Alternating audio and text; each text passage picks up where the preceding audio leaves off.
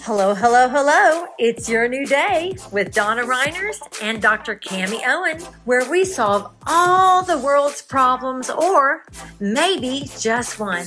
And maybe it's yours. In our 30 minutes, we talk about your emotions and mind and how they tie into your body and spirit. We want you to renew and restore yourself in a world that wants you crazy. And sometimes we even talk about money. Introducing your hosts, Donna Reiners and Dr. Cami Owen.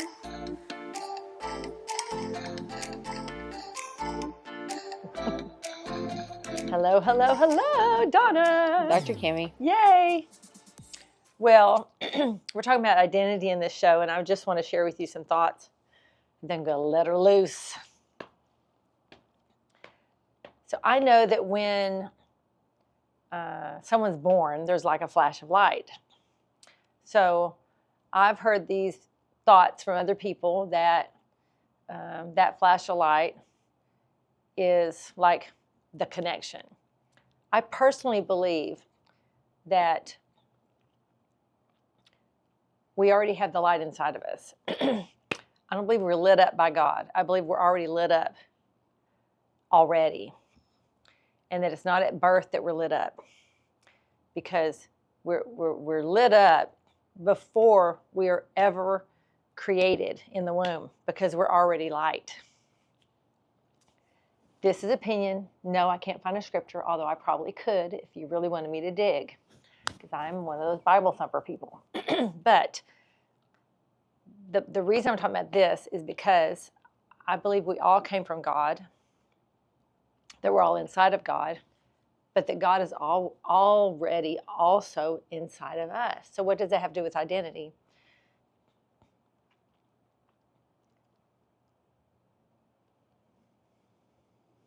We are created by the one that we are co-creating with. I think the first thing we co-create is ourselves, is coming to know who we are. I really believe that the journey on the planet, the secondary journey is finding out why we're here. But the first journey is finding out who we are. And I don't believe we can find out who we are without the one who birthed us. So I know that when I was young, I got a call from God to come with him, her, whatever you want to call it, don't care, but to come. And I said no, because in my finite brain, I think that I was connected to my earthly parents who beat the crap out of my sisters in the name of God. And I basically said no to that. I don't want to wear that. I don't want anything to do with that. But I've also done enough work inside my heart, inside my life, inside of traumas and things of that nature, to know that the calling was also inside the womb, to know the one who created me. And so identity is the reason we're here. Sometimes we find our identity in finding our purpose, but I really don't believe God is as interested in what we're going to do as who we're going to be and how we're going to live that out on the planet. And we get busy doing because we enjoy doing, and we enjoy co-creating, and we enjoy staying productive. And some of us want something on our tombstone that indicates that we were on the planet and we made a stamp on the planet that's something positive, something eternal. And so I know for me, identity, it's taken me a minute.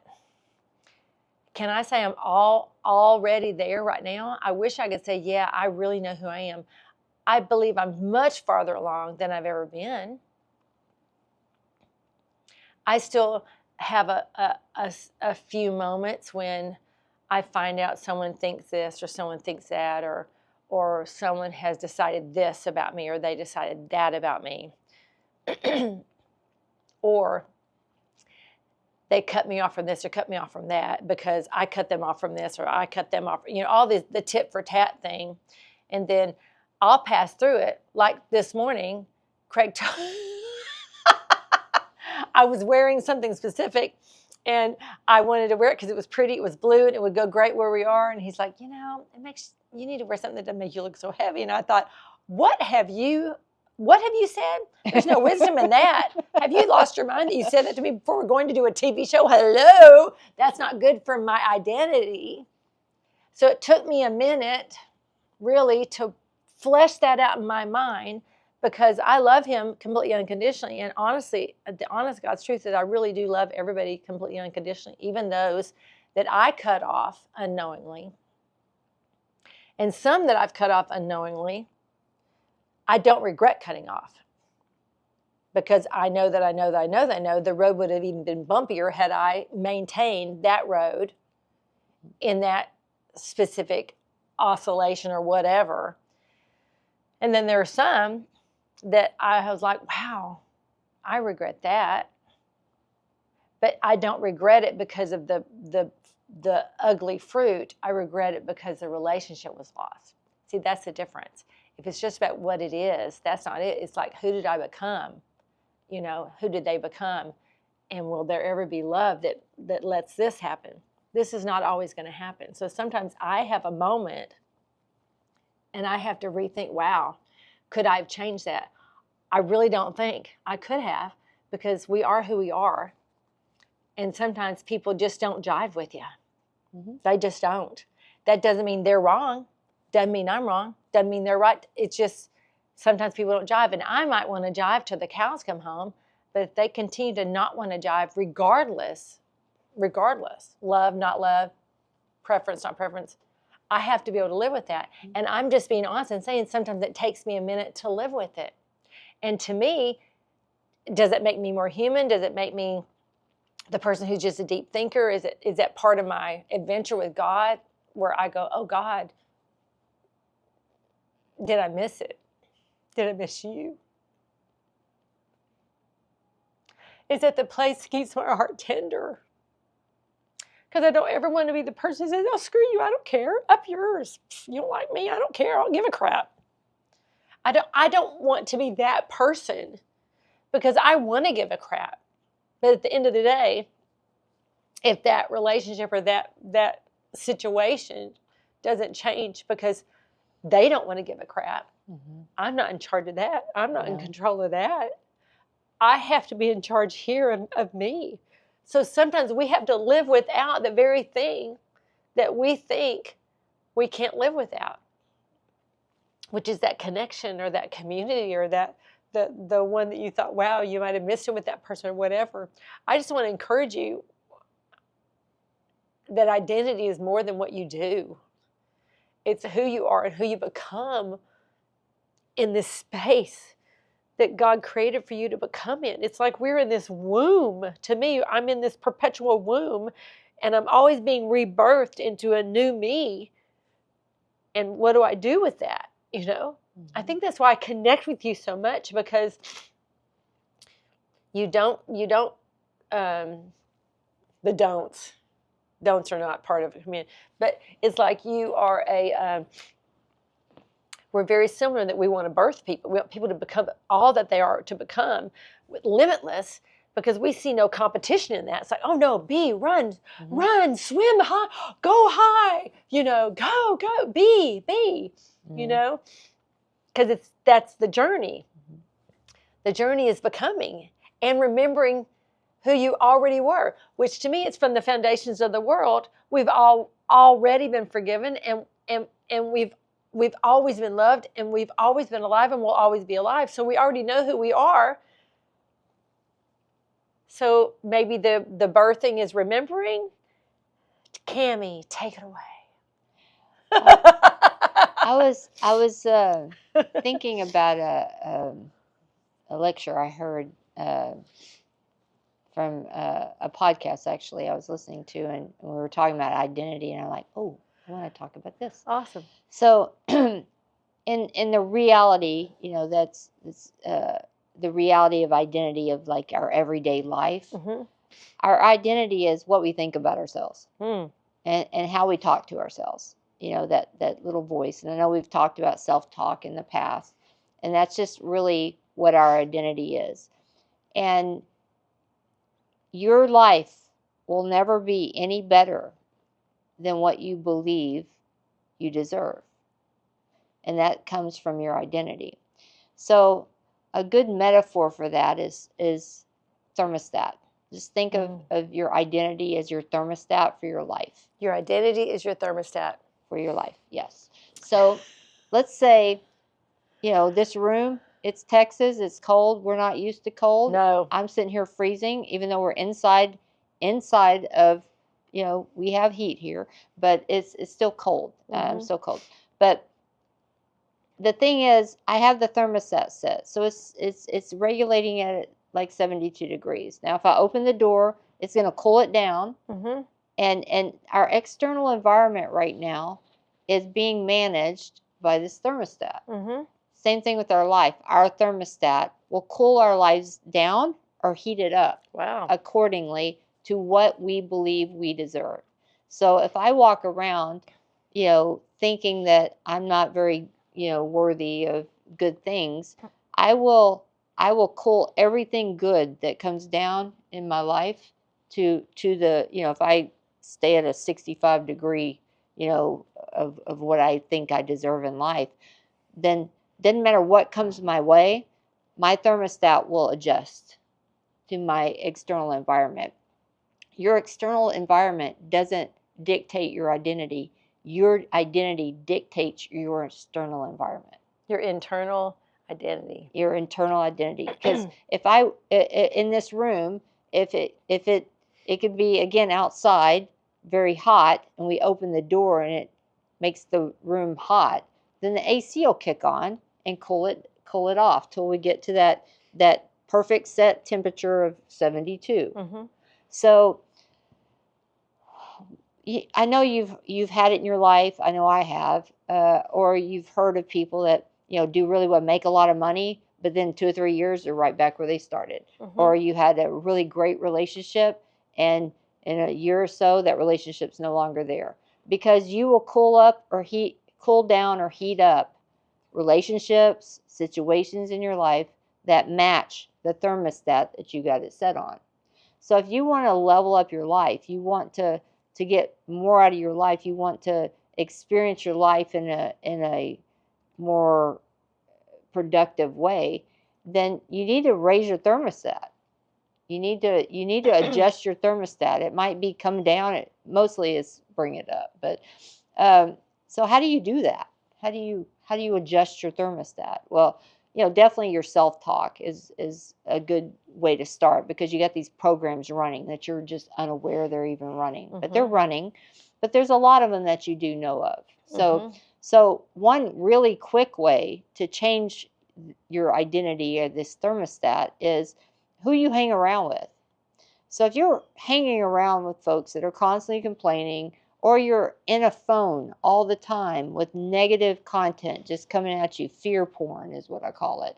If you're in that all the time, or in your community is just that, you go to a party and everybody's just talking about, all they talk about is politics and how terrible everything is. And then you wonder why you walk out and you just feel like, what's the exhausting point? Yeah, what's the point and all that? Yeah. So if you want something in your life, if you want to have something manifest in your life that's different than what you have, go find people with a thermostat set at that temperature. If you and we have different thermostats for different parts of our lives. So yes, true. One might be in your financial world, there's a different thermostat than your spiritual world, your religious world, your health world, all those different things. Yeah.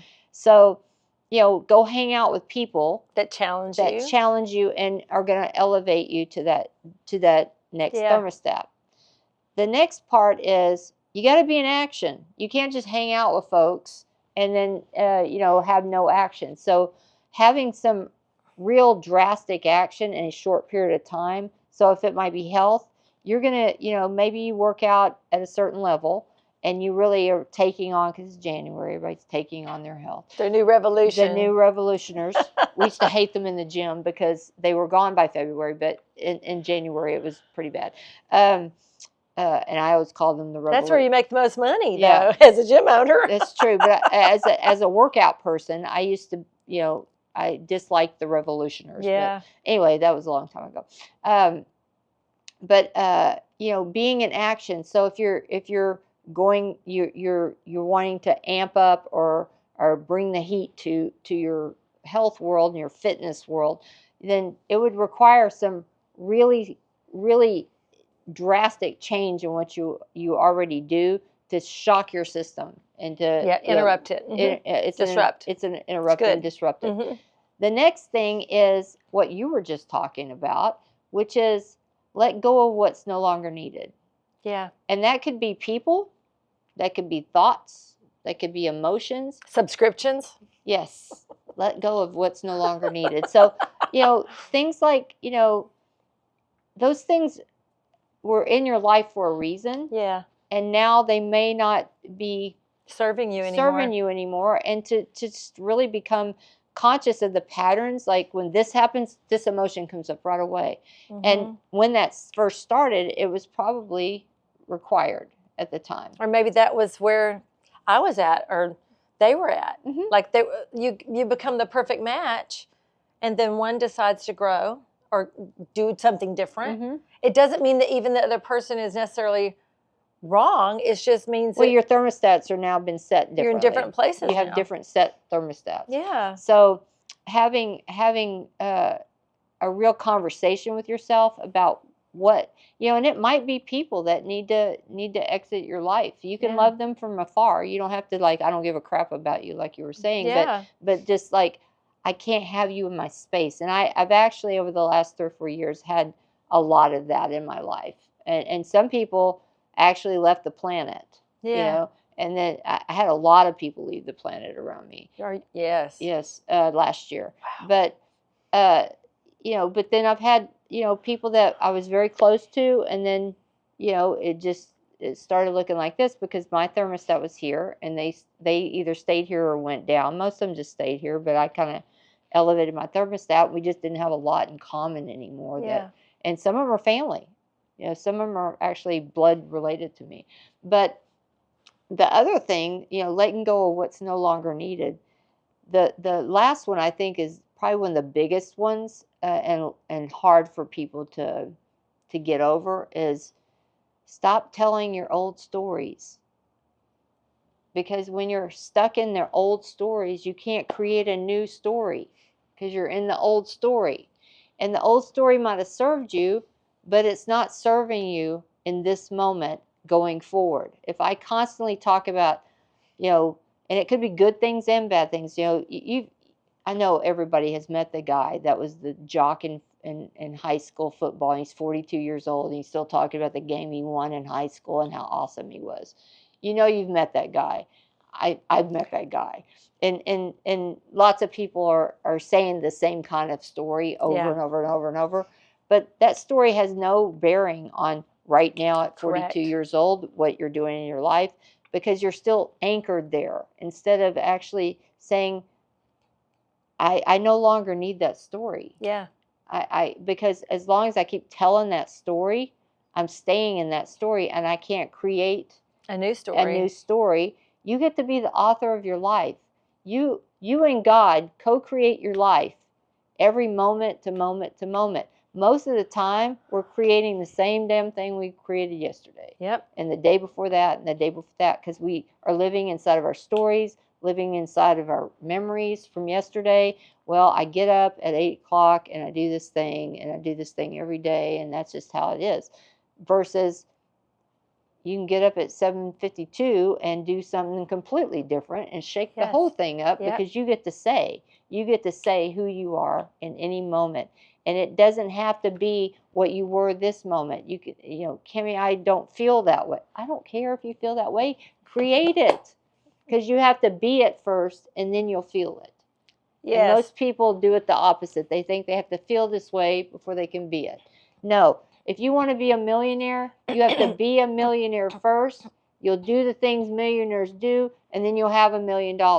You don't have to, most people think, well, I have to have $1 million before I can be a millionaire. No, it's the exact opposite. You have to be a millionaire in your mind, in your way of thinking, being, everything about you. The story you're making up is, I'm a millionaire. It may not have been deposited in your account yet, but you're still being a millionaire, versus then you do the things a millionaire does. And I can tell you, millionaires are people that are very successful in business, don't sit and watch TV till noon every day and eat junk food all day and bitch and moan and groan about their life all day. They get into action, they get up, they do, and so then the money just comes because of their actions and how they're. It opens up other pathways. It does. It does. It's kind of like when you do acupuncture.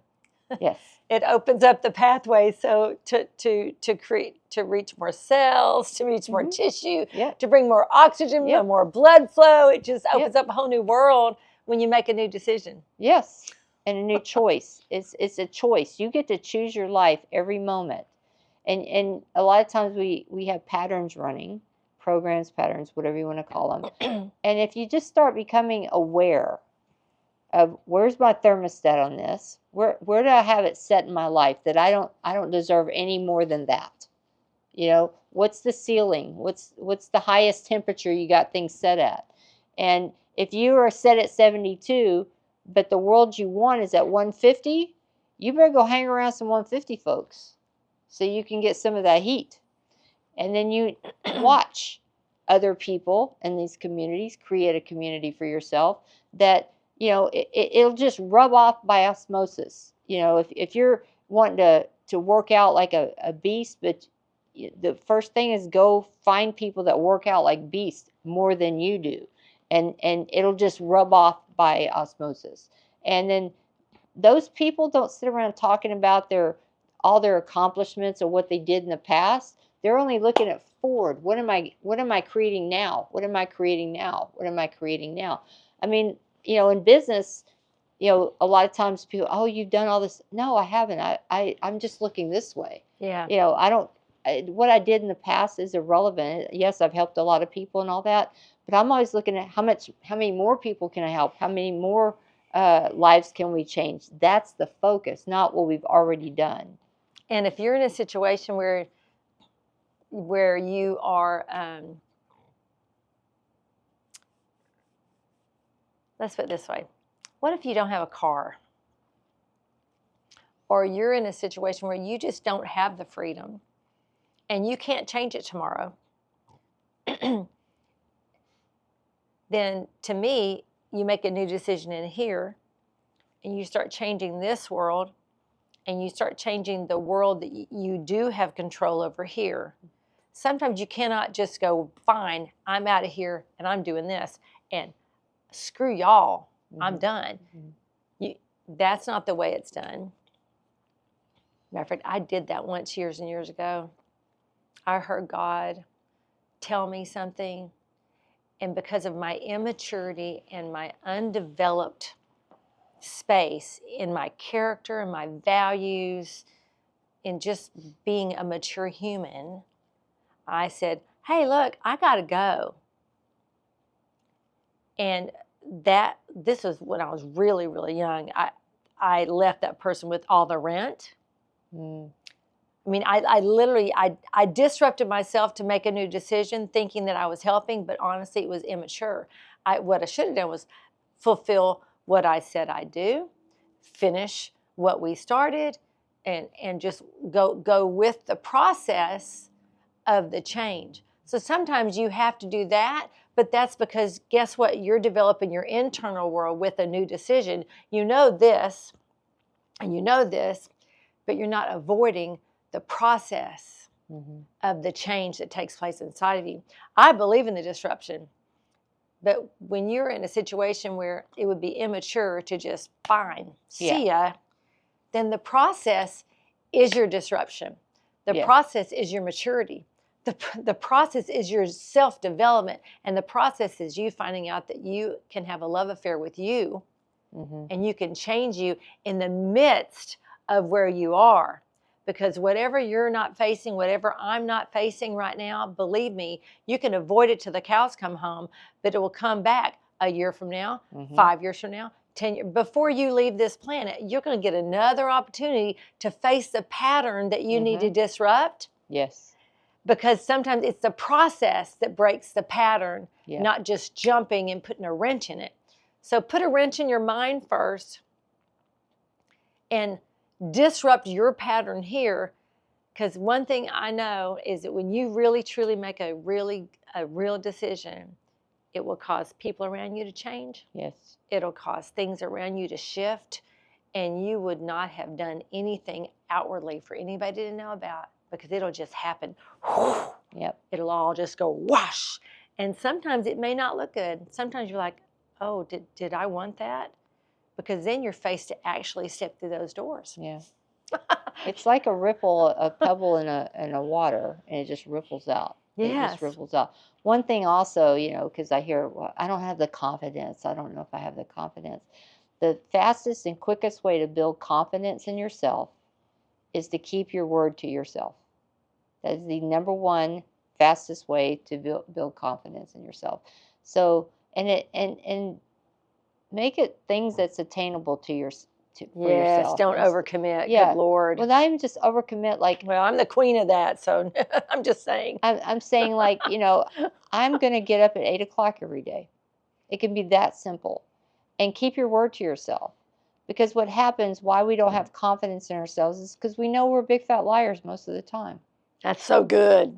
We just know that, and we know that. Or we don't feel like we deserve to keep our word to ourselves. So we do lie to ourselves.